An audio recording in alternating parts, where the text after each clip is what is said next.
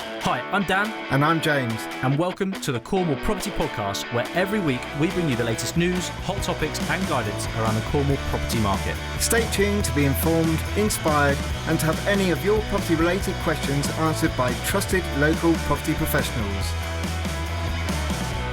Welcome back, I'm Dan. I'm James. And this is episode 41, believe it or not, of the Cornwall Property Podcast. So we're here, as always, to hopefully inform you, inspire and educate you guys in the Cornwall property market. So with little Anoju, this is a special episode. This is our Ask Dan and James episode. It's a chance where you guys get your questions into us and we hopefully help answer them as best we possibly can. And if you've got questions for us, please do get in touch. Absolutely. And remember that you can do that by going to the cornwallpropertypodcast.com on our website, onto the front page there, scroll down the bottom and send us a message that way, or you can go onto Facebook, our social media platforms, and you can send us a message there. And please be aware, we're also on Instagram now as well, so you can go on there and send us a message. But any way you do it, just get your questions coming in because we love answering them. So without further ado, I will start with the first question that we've got, which is from lovely Guy in Looe, who asked the following. We have a new tenant moving in next week and they want the keys a little earlier during the day to paint a couple of the rooms. Deposit and rent, etc. have all been paid. Is it okay and safe to give the keys before the tenancy start date? Dan, enlighten us. Thanks for getting in touch, Guy. And it sounds like you've got tenants that care and they want to make it a home, which is always a good sign as far as I'm concerned, because as you know, a tenant that makes it home is likely to stay there longer. Sure. So the answer to your question, you can do what you like, it's your property. Would I? No, in all honesty with you, because there's so many things that could go wrong. They're starting the tenancy, for argument's sake, on the 1st of the month, and you're going to give them keys on the 28th of the month. So there's a few days of time of non-contract period, I suppose. What if there was an issue at the house that was brought on by them and it's out of the contract period? There might be issues there, but we're not actually in contract. We don't take over the tenancy. This happened before our tenancy. They may cause some damage and they don't decide to move. My concern for you is there's too many things that could go wrong here. So all I would say is, and what I've done in the past is said, look, no problem at all. You're more than welcome to move into the property early or have access early, but all I need to do is just sort of reissue an AST, a new assured tenancy, short hold tenancy, a new contract essentially, but we'll date it from the 28th rather than the 1st because it gives you that formal extra couple of days, but they'll be free. I won't charge you for those. Yeah, I think that's fair. I think just to cover your backside, Guy, this is what I would do personally, is to say, look, James, if it was James, no problem at all, happy for that, but all I'd have to do is to just re-sign this contract with a couple of days free rent included, obviously, for the 28th, 29th, 30th, whatever month it is. But yeah, I that's the way I go about it, Guy. And the reason being, maybe I'm just being too safe and overthinking things, but in my eyes, there's too many things that could potentially go wrong, and you need to mitigate those risks. And how can you mitigate those risks? Simply just sign a contract and just give them a couple of days with no rent, because that's essentially all you'd be doing. But this just formalises that in an agreement. Absolutely, and I think especially with the nature of what they're doing, let's say they start painting it, they're not in contract, and then they spill loads of paint everywhere. They make a real balls up of it, and they then start saying, "Oh, it's not the painting; it must be the walls because it's all bubbling up." I just think, you open yourself, but also there is a way that you can say, not a problem. You can come in, we'll just change the contract and have goodwill. We won't charge you for it. I don't think they can argue with that. I think Dan is absolutely right. You don't want to put yourself in the firing line. Yeah, at the same time, starting off on the right foot, isn't it, really, essentially? Absolutely. So, no, just cover yourself as best you can. No one's at harm. I can't see why it'd be an issue for them. It just means they get access. Yeah, absolutely. But it's also quite nice that, they're wanting to decorate your property. So, it's just make sure it's not like lime green or like some ridiculous colour that you can't paint over again, like a really dark purple that's going to take you weeks and layers and layers and layers of white to get over. But yeah, agreed. In essence, we digress.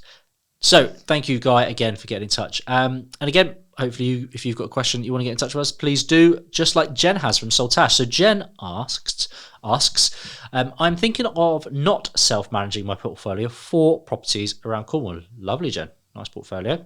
I simply don't have the time after having a newborn. Congratulations. Commiserations. I am always worried that agents won't be able to deliver as good a service as I like to do.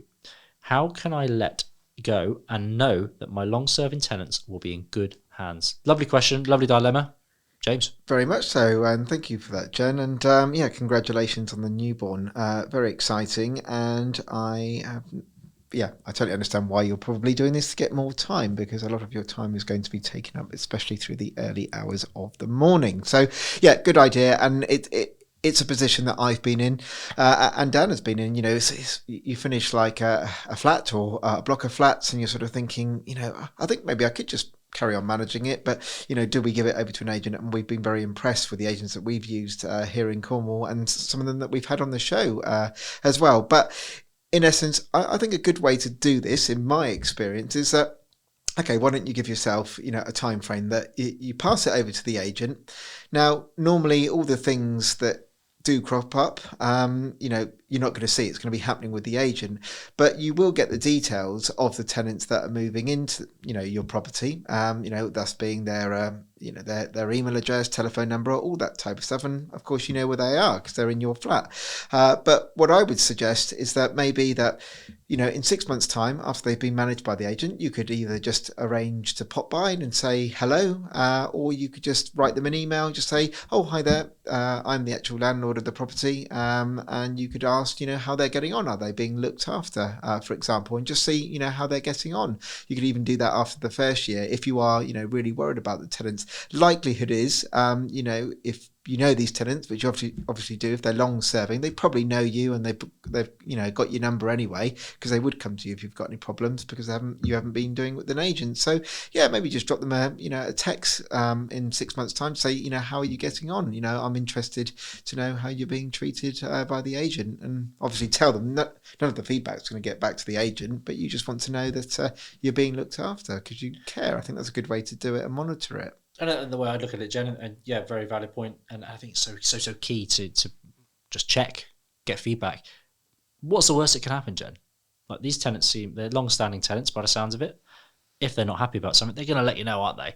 Because Definitely. You've obviously been doing a lovely job. Properties must be good because the tenants are staying there. So if there's going to be a change, and hopefully it's not going to be a big issue if you pass to a manager and agent, what's the worst that can happen? The agents aren't responsive. The agents aren't proving their value. Tenants will tell you, and then you change shop with change agents, or bring it back in house if you have to. But if you don't try, you never know. And I think the hardest bit, as you've identified and as James has mentioned, is letting go that first time. And hopefully you'll have a really positive experience of doing so. And depending where they are, please do let us know where they are, Jen, and we might be able to steer you in touch with one of our preferred agents that we could recommend.